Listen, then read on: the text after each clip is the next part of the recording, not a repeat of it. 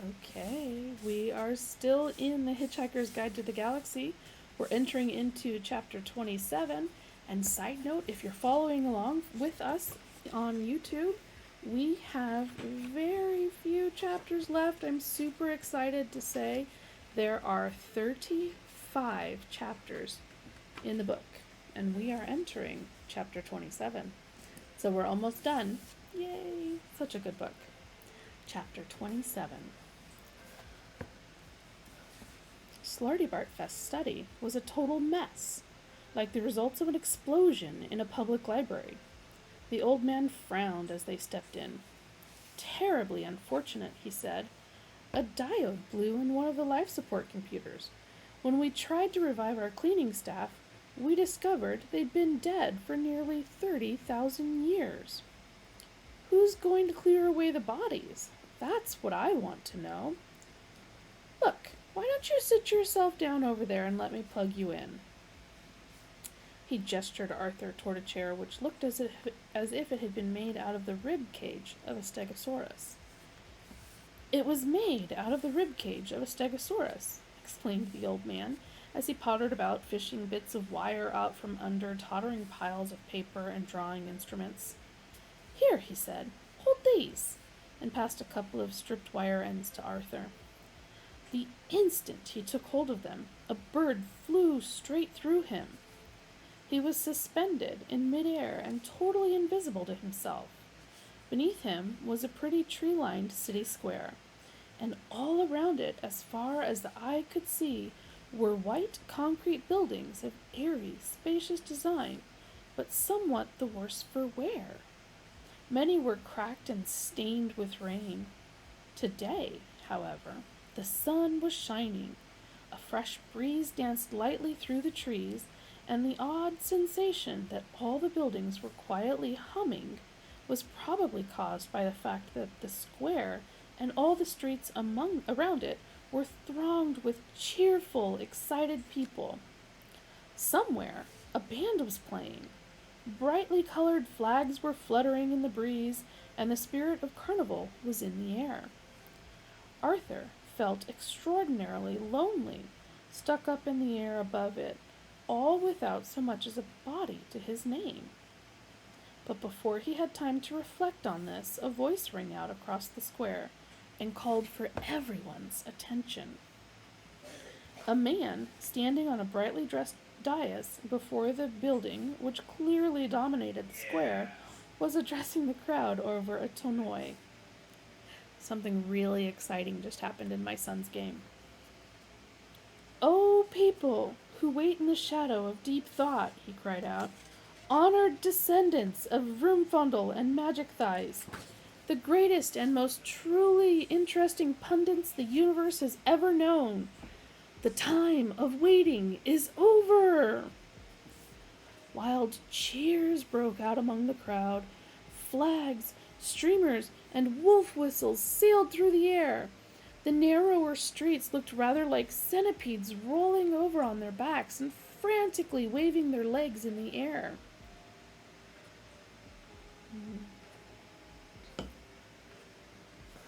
7.5 million years our race has waited for this great and hopefully enlightening day, cried the cheerleader.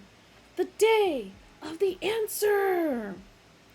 Hurrahs burst from the ecstatic crowd. Never again, cried the man. Never again will we wake up in the morning and think, who am I?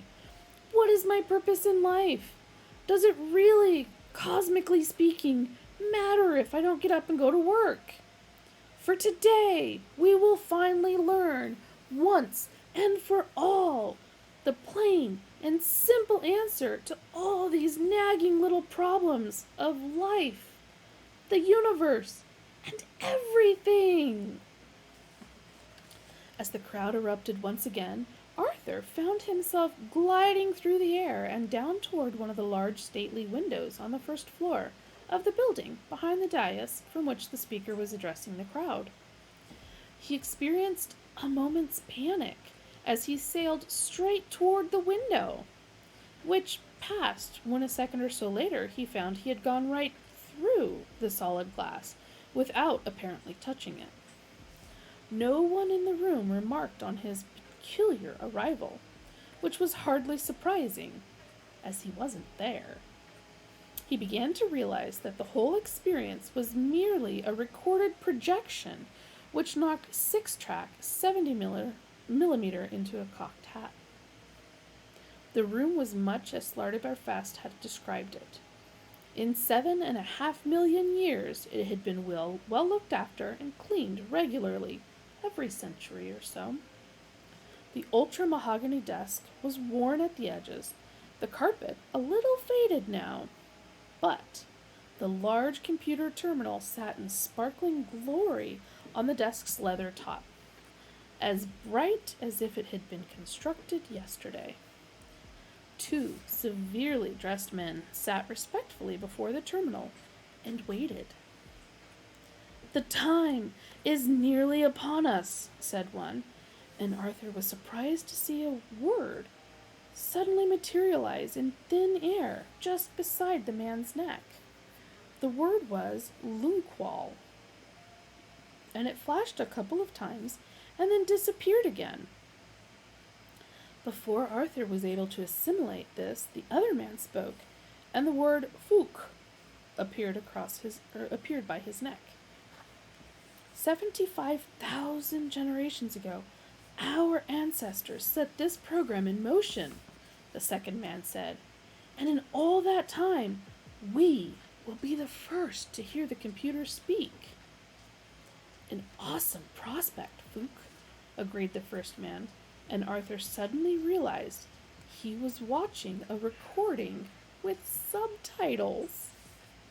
"We are the ones who will hear," said Fouk, "the answer to the greatest question of life." "The universe," said Lunqual, "and everything." "Shh," said Lunqual with a slight gesture. "I think Deep Thought is preparing to speak." There was a moment's expectant pause while panels slowly came to life on the front of the console. Lights flashed on and off experimentally and settled down into a business-like pattern. A soft, low hum came from the communication channel. "Good morning," said Deep Thought at last. Good morning, oh Deep Thought," said Linqual nervously. "Do you have, that is, an answer for you?" interrupted Deep Thought majestically. "Yes, I have." The 2 men shivered with expectancy. Their waiting had not been in vain. "There really is one?" breathed Fouk. "There really is one," confirmed Deep Thought. "To everything? To the question of life, the universe, and everything?" "Yes." Both of the men had been trained for this moment. Their lives had been a preparation for it. They had been selected at birth as those who would witness the answer. But even so, they found themselves gasping and squirming like excited children. "And you're ready to give it to us?" urged Lunqual. "I am." "Now?" "Now," said Deep Thought. They both licked their dry lips. "Though I don't think," said Deep Thought, "that you're going to like it." "Doesn't matter," said Fouk. "We must know it. Now!" "Now?" inquired Deep Thought. Well, let's see if we can draw this out a little bit. "Yes! Now!" "All right," said the computer, and settled into silence again. The 2 men fidgeted. The tension was unbearable. "You're really not going to like it," observed Deep Thought. "Tell us!" "All right," said Deep Thought. "The answer to the great question, yes, of life, the universe, and everything, said Deep Thought. Yes! Is, said Deep Thought, and paused. Yes! Is, yes! 42, said Deep Thought, with infinite majesty and calm. And that, my dears, is the end of chapter 27.